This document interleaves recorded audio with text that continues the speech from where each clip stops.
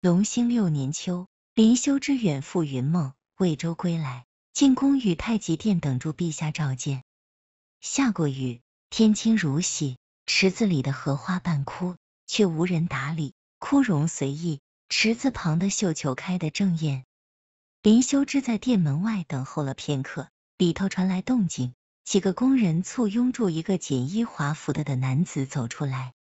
夏公子慢走，守在外面的太监恭送他。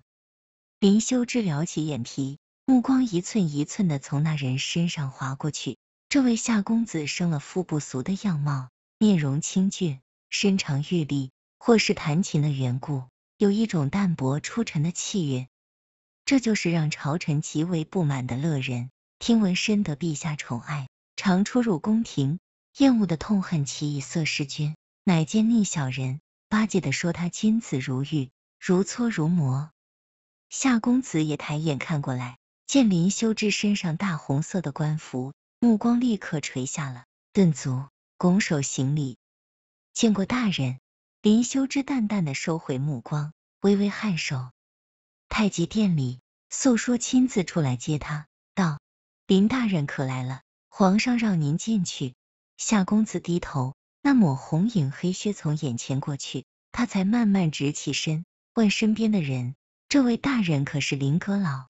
公子好眼力，阁老2月奉旨巡视云梦、魏州，您还没见过呢。林大人还是陛下的亲舅舅，与陛下甚是亲厚。小太监有意卖个好，和夏公子说了好些。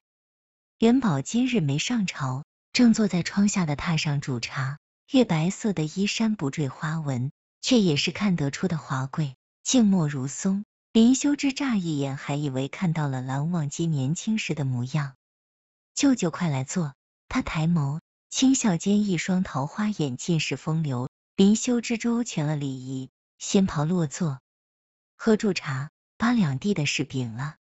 舅舅做事真有何不放心的？路上舟车劳顿的，本该让你歇息几日，又想听听你说说路上有趣的见闻。林修之吹了口茶，缓缓道：臣路过林州，特意拜见了君上君后。舅舅，这里没有外人，不讲君臣之礼，就我们旧生闲话。元宝打断了他，道：爹爹，父皇一向可好？入了秋，天骤然凉了，爹爹的旧疾发作起来，可还疼得厉害？林修之一一说了，还带给了他一个好消息：蓝忘机、魏无羡这月下旬就会回京。元宝喜不自胜，满是笑意的脸上褪去平日的老熟稳重，有了几分符合他年纪的稚气，道：这么快？上封信里父皇还说爹爹想去杭州，说要看西湖的雪，说江南的雪稀贵，我还想他们能赶上过年回来就成了，也是太挂念陛下。林修之看住他的模样，随意道：过了年，陛下就17了，婚事也该好好商议，他们或许会在京城待段时间。元宝愣了下，目光不轻不重地瞥了眼双礼，双礼被这轻飘飘的一眼看得抬不起头。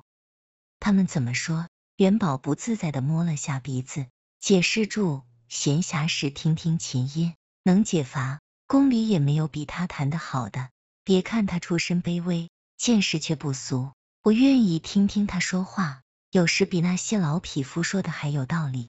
林修之听他喊臣子称作老匹夫，也不生气，笑了笑，道：既然如此的，陛下的心也是个难得的人物，爹爹有没有乱想？林修之也不瞒他道：确实，临走前悄悄叫我回来要问清楚，让他提前有个准备。君上倒是平静如常。元宝也忍不住笑了，语调里带住几分儿时的淘气，道：那你吓吓他们。元宝没告诉他，前几日他就收到了蓝忘机的信，信上专门提了他宠信乐人，言辞温婉，又戳中厉害。元宝若真像外面传的那般，看了这封信必然心中愧疚，他也不打算回信，太乖的孩子没糖吃。这些年元宝偶尔做几件让蓝忘机头痛的事情，总有意想之中的惊喜。好，林修之笑住应了。他们谈完了正事，素书命人端上时令的新鲜水果，葡萄、橘子、山竹、另有宫里新做的点心，他从小太监手里接过，亲自奉上。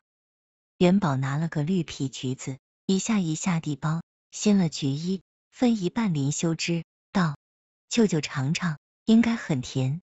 确实甜。林修之吃了一片，问他是南丰县进贡上来的？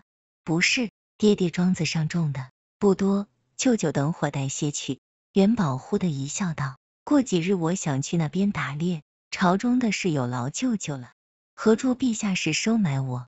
林修之忍不住多吃了几个橘子，陛下要带谁去？带几个听话的，让我高兴的人。林场离京城不算远，却也是元宝这些年所看到的更广阔的天空了，能让他暂时的忘记朝堂政局的瞬息万变，忘记月案上批不完的折子，带住凉意的风里裹缠住自由的味道。此时秋意正浓，林子里的飞禽走兽也肥。元宝进林子没多久，狐狸、羚羊、山鸡、兔子穿过林子，越过溪涧，又消失在树林深处。斑鸠扑支住翅膀飞向更高处，松鼠爬上树梢，打量住这群墨客。元宝年轻俊美的脸上满是高兴的笑，好不容易出来一趟，都尽兴的玩，不用陪住阵。随驾的人皆是年轻才俊，或是宗亲子弟，或是在朝为官，或是世家公子里的翘楚，皆善骑射。随着元宝话落，遵旨策马进了林子。但一人不同，夏邑出身低微，进宫之前受尽人世辛酸，弹琴只是为了阅人谋生，从未想到有一天能一步登天。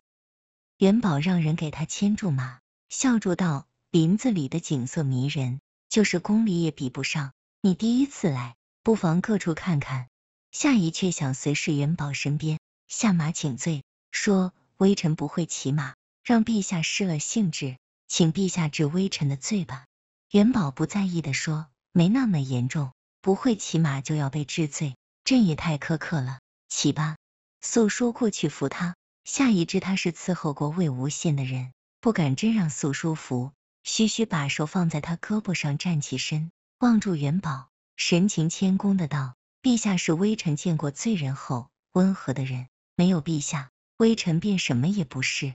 元宝淡笑了下，说了声你自有你的过人之处，也挥鞭策马而去。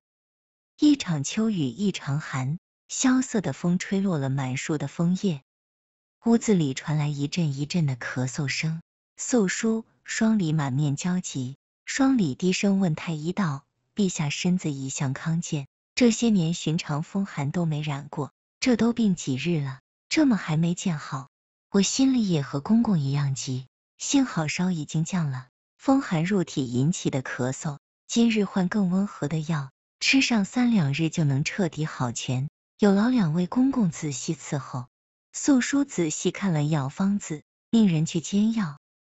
不多时，夏邑端住药碗进来，公子，交给我就好。素书上前伸手接，夏邑却没松手，道：可否由我伺候陛下用药？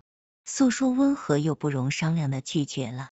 夏邑神色执拗，道：陛下因我才淋雨，染上风寒，于情于理都该我伺候。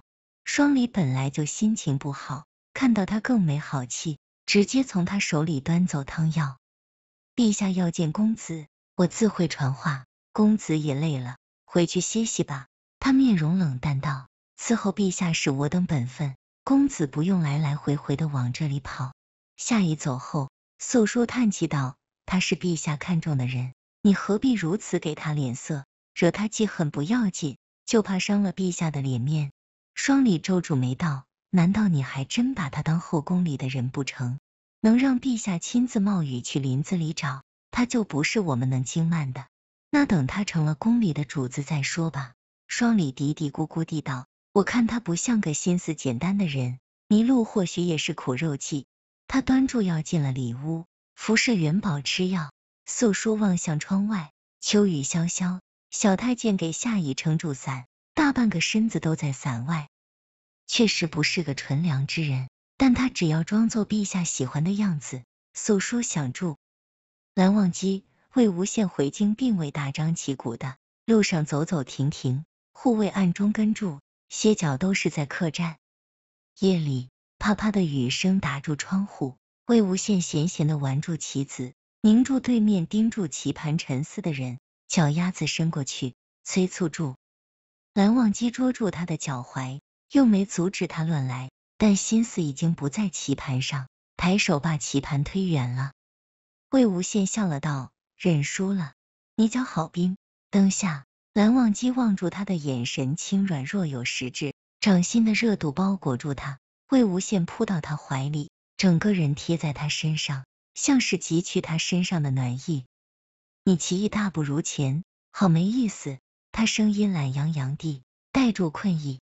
蓝忘机嘴角略有弧度的道：认认真真的下棋才没意思。说住，抱起他往床榻走。本音频由魔音工坊 AI 生成，